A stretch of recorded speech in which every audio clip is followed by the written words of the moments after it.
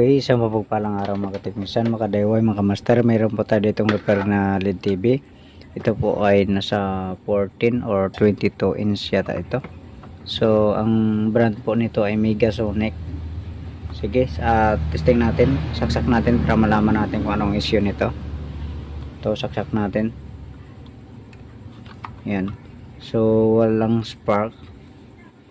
Tapos walang power. Tingnan natin kung may switch pang iba.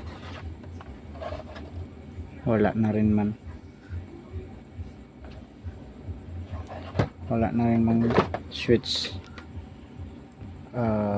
Bale, wala po siyang power. Okay. So, meron siya ditong pwedeng gamitan ng 12 volts na adapter or power supply. Hanap tayo kung meron tayong available.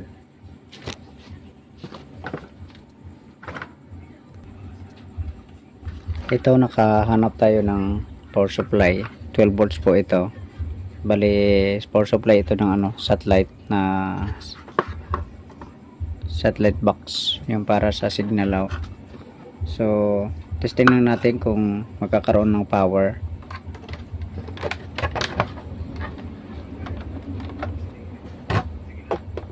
Ayun, nagkaroon nga ng power. Ibig sabihin, ang problema nito pala ay ang power supply niya. So, okay ang mainboard. Pero para mas malaman talaga natin kung okay ang mainboard, subukan natin i-on ng power. Yung standby niya. Pindutin natin. Ayun. So, gumana. So, okay siya. Yung mainboard. Bali, power supply ang problema nito. Ginamitan lang natin ng power supply na separated. So ngayon, ayusin talaga natin ang power supply niya, kasi kung bibili pa yung may-ari nito, paras lang din naman, magagastusan din sila. So ang maganda na lang, ayusin natin para kahit pa paano magkaroon pa tayo ng labor. Okay, sige, samahan nyo po ako, ayusin po natin ito.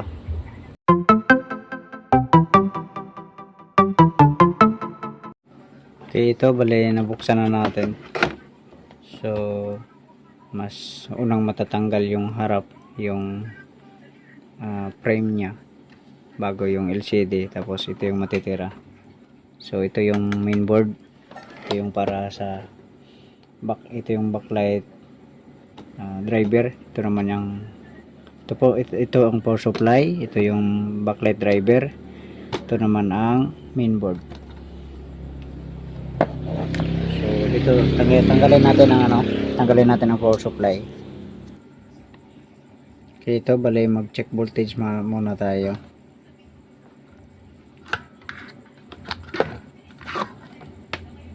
Saksak natin.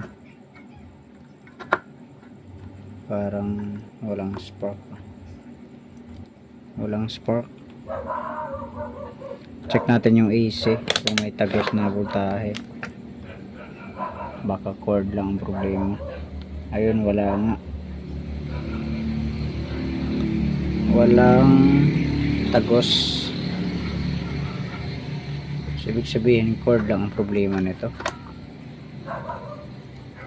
Check natin yung cord nya. Dito. Tsaka dito. Yun, meron. Yung isa naman, check natin. Ayun, wala. Ibig sabihin, open ang cord ang problema. Pero i-resolder na lang natin ito para mas sureball natin. So, bukod pala sa bukod sa AC cord, ay chinik ko na lang rin yung optocoupler ng power supply. So niresolder natin ang kanyang mga loose connection, medyo manipis na hinang. Tapos chinik na rin natin yung optocoupler. Kasi sabi ng may-ari nito, may time daw itong namamatay nung gumagana pa.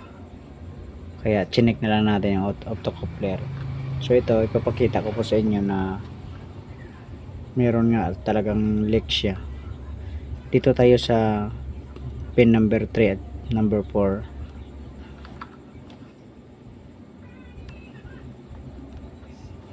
Ayan lang.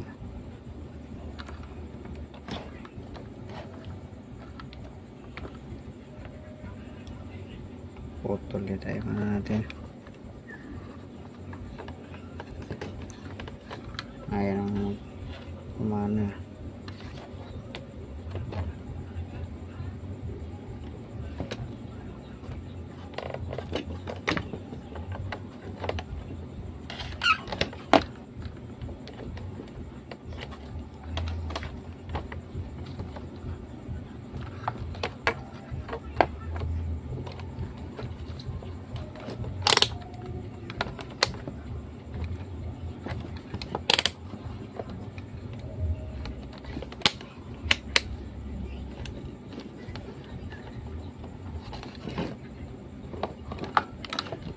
Walang connection.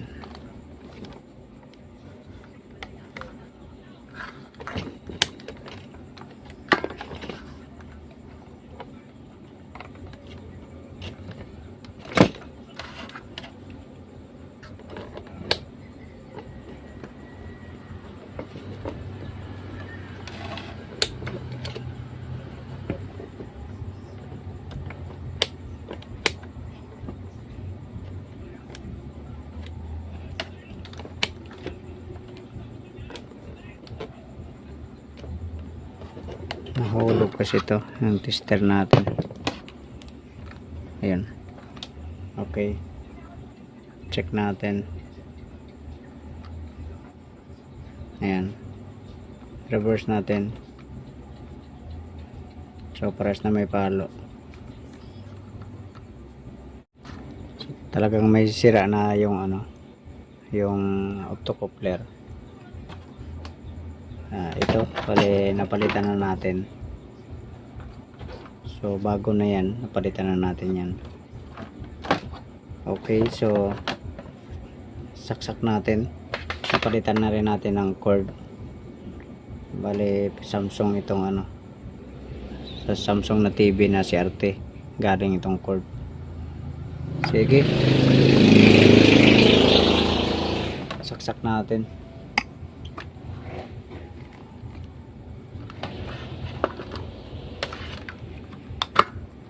Ayun, may power na. Pindutin natin. Ayun, nag-green. O sige, bali takpan muna natin ito. Okay, ito na takpan na natin. Okay, testing na natin kung kumusta ang screen nito, kung may guhit o wala, o kung wagana.